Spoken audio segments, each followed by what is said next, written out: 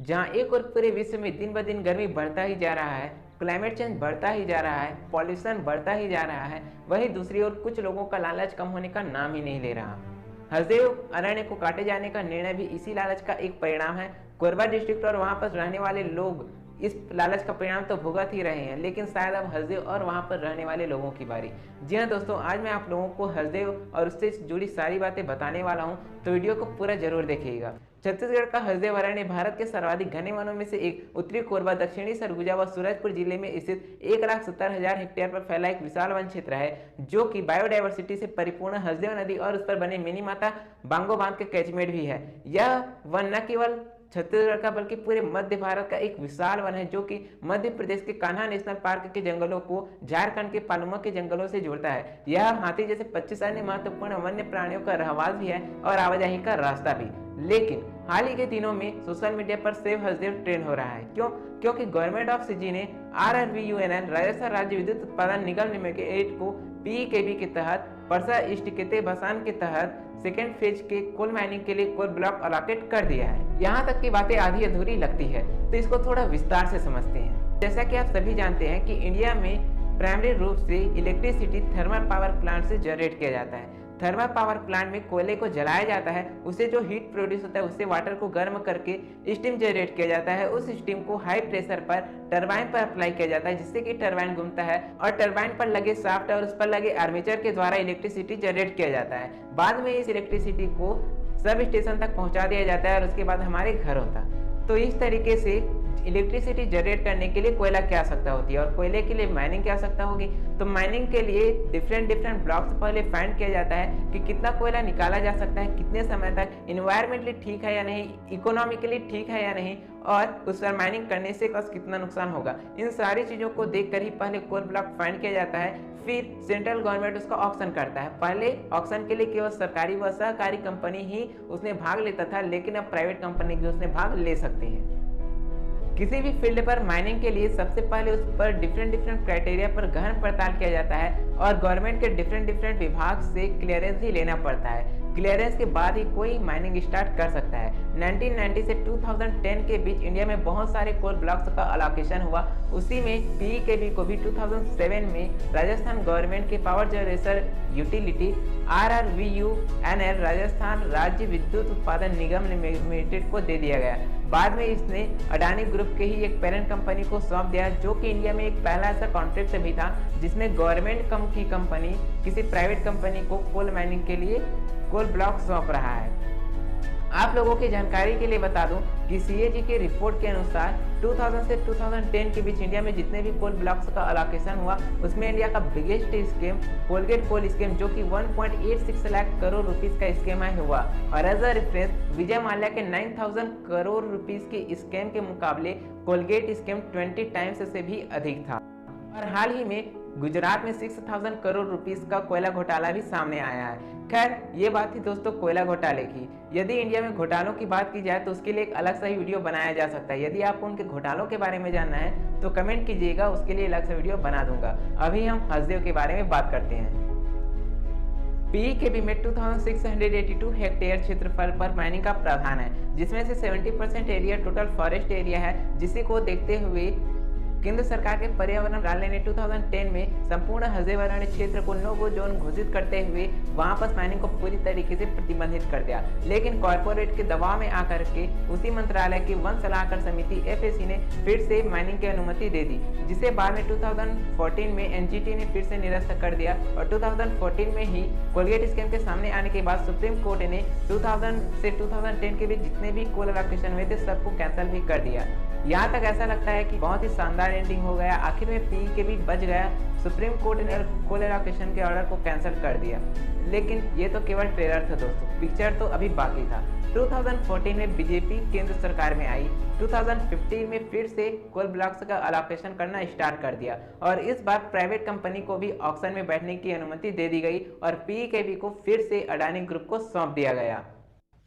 इसको देखते हुए वहां के ट्राइबल्स और लोकल्स इसका पुरजोर विरोध किया और फॉरेस्ट एक्ट 2006 का प्रयोग करते हुए 20 से भी ज्यादा लोकल ग्राम सभाओं ने मिलकर के केंद्र सरकार और सुप्रीम कोर्ट दोनों को लेटर भी भेजा और माइनिंग के लिए अनुमति देने से मना भी कर दिया। लेकिन 2016 में लोकल डिस्ट्रिक्ट एडमिनिस्ट्रेशन ने फॉरेस्ट एक्ट 2006 को कैंसिल करते हुए फिर से माइनिंग की अनुमति दे दी। इसके लिए वहां के लोकल्स और ट्राइबल्स हाई कोर्ट भी गए, लेकिन एज यूजुअल जैसे हमारे यहाँ कोर्ट में होता है, तारीख पर तारीख के अलावा कुछ नहीं मिला और केस अभी भी पेंडिंग में है। बीकेवी से रिलेटेड कई सारे एक्टिविस्ट ने प्राइवेट कंपनीज के खिलाफ बहुत सारे केस हाई कोर्ट पर दायर किए, लेकिन किसी का भी नतीजा अभी तक नहीं आया और सभी केस पेंडिंग ही है। वहीं 2018 में राहुल गांधी वहां के लोकल्स और ट्राइबल्स को विश्वास भी दिलाया कि वो ये जंगल कटने नहीं देंगे और आदिवासियों का पूरा सम्मान करेंगे, लेकिन आखिर में हुआ क्या ये आप सब जानते हैं। 2020 मार्च तक राजस्थान गवर्नमेंट अपना फर्स्ट फेज का माइनिंग कंप्लीट कर लिया था और सेकेंड फेज की माइनिंग के लिए, जिसमें कि 6000 एकड़ क्षेत्रफल पर माइनिंग किया जाना है, जिसमें 4,50,000 पेड़ों को काटा जाने के लिए अनुमति मांग रहे थे। माइनिंग के विरोध में लोकल्स और ट्राइबल्स ने 2019 में फतेहपुर में विरोध भी किया था और अक्टूबर 2021 में 300 किलोमीटर पैदल चल करके राजधानी रायपुर भी आए और सीएम और राज्यपाल से भी मिले, लेकिन नतीजा कुछ नहीं निकला और अभी भी आंदोलन चल रहा है। आंदोलन में लोकल्स ट्रैवल्स के साथ साथ यहाँ के रहने वाले लोग और स्टूडेंट्स, यूट्यूबर्स भी अपना पूरा साथ दे रहे हैं।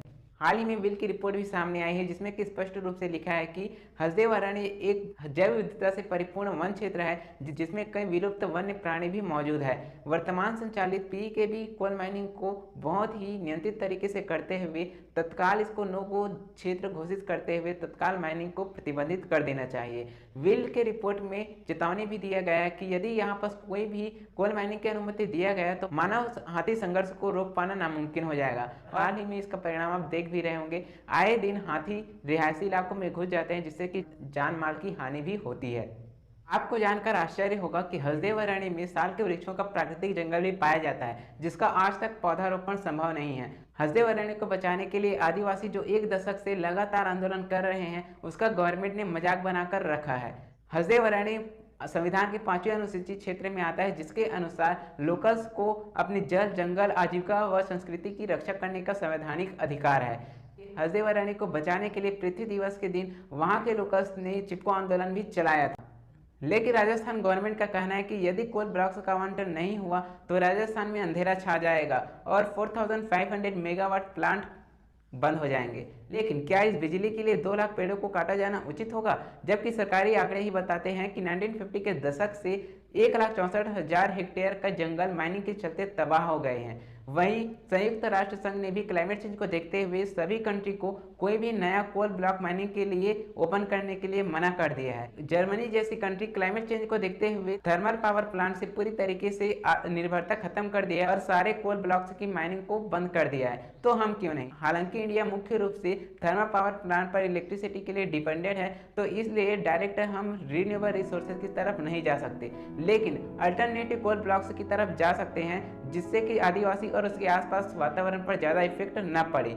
इंडिया में बढ़ती इलेक्ट्रिसिटी डिमांड को देखते हुए गवर्नमेंट को जल्द से जल्द रिन्यूएबल एनर्जी रिसोर्सेज की तरफ ध्यान देना चाहिए और जल्द से जल्द टेक्नोलॉजी डेवलप करना चाहिए। वहीं कोल प्रोडक्शन की बात करें तो 2020-21 के सर्वे के अनुसार Chhattisgarh 154.409 metric ton coal production के साथ नंबर 1 स्टेट है कोल प्रोड्यूसिंग के मामले में, और हसदेव में भी 5 मीट्रिक टन पर एनम कोल प्रोड्यूस करने का कैपेसिटी है और इसीलिए राजस्थान गवर्नमेंट हसदेव में माइनिंग करना चाहता है। लेकिन कोल माइनिंग से कितना नुकसान होता है, इसके लिए आप सरगुजा के पास स्थित कोरबा जिले को देख सकते हैं, जो कि देश का सबसे बड़ा विद्युत उत्पादन वाला जिला भी है और जहां विश्व के कई बड़े कोल खदानें भी उपलब्ध है। कोरबा जिला दशकों चलते माइनिंग के कारण पूरी तरीके से पॉल्यूटेड हो चुकी है। वहाँ का हवा पूरी तरीके से प्रदूषण से भर चुका है, क्योंकि आसपास का पानी पूरी तरीके से कोयला, धूल और डायनामाइट के टुकड़े घुले होने के कारण पूरी तरीके से प्रदूषित हो चुका है। लेकिन वहाँ के आदिवासी और लोकल उसी पानी को पीने के लिए मजबूर है। प्राइवेट कंपनीज को आदिवासियों और लोकल को साफ पानी मुहैया कराने के लिए भी कहा गया था, लेकिन आप तो जानते हैं कि प्राइवेट कंपनीज केवल अपना ही फायदा देखती है और इस कारण से वहाँ के आदिवासी और लोकल्स को कैंसर, अस्थमा जैसी बीमारियों का शिकार होना पड़ता है। कोरिया से उद्गम अविरत प्रवाहित होने वाली हसदेव नदी छत्तीसगढ़ के जीवनदायिनियों में से एक है, लेकिन दोस्तों इस जीवनदायिनी के जीवन पर भी अब खतरा मंडराने लगा है, एनजीटी ने जो रिपोर्ट दिया है वह बड़ा ही चौंकाने वाला है। एनजीटी की रिपोर्ट के अनुसार कोरबा के गोपालपुर से लेकर के उरगा तक 20 किलोमीटर के दायरे में हसदेव नदी बेहद ही खतरनाक तरीके से प्रदूषित हो रही है। कोल माइनिंग के चलते जहां एक ओर केमिकल और राखड़ मिल रहे हैं तो वहीं दूसरी ओर ऑक्सीजन की मात्रा भी कम हो रही है और इसलिए हसदेव नदी के अस्तित्व पर भी खतरा मंडराने लगा है और इसलिए न केवल हसदेव बल्कि कोरबा को भी बचाना बहुत जरूरी हो गया है। माइनिंग के चलते न केवल जंगल तबाह होते हैं बल्कि वहां रहने वाले आदिवासियों को भी अपने घर से बेघर होना पड़ता है। सरकार दावे करती है कि उनका पुनर्वास कराया जाएगा, लेकिन इंडिया में पुनर्वास का रिकॉर्ड बहुत ही खराब रहा है। 1951 से लेकर के अब तक लगभग 25 लाख लोग अपने घर से बेघर हुए हैं। उनमें से केवल 1/4 का ही पुनर्वास कराया गया है। 5 वर्ष पहले पीकेवी में 163 फैमिली जिन्होंने कोल माइनिंग के चलते अपना जमीन दिया था वो आज भी पुनर्वास की मांग कर रहे हैं। 2021 में अडानी ग्रुप और अफेक्टेड ग्रामीणों के बीच गवर्नमेंट के प्रेजेंस में एक समझौता हुआ था कि उन्हें सितंबर तक पुनर्वास कराया जाएगा। यदि कंपनी अपने वादे से मुकरता है तो उनके खिलाफ केस दायर किया जाएगा, लेकिन आज तक उनका पुनर्वास नहीं हुआ है।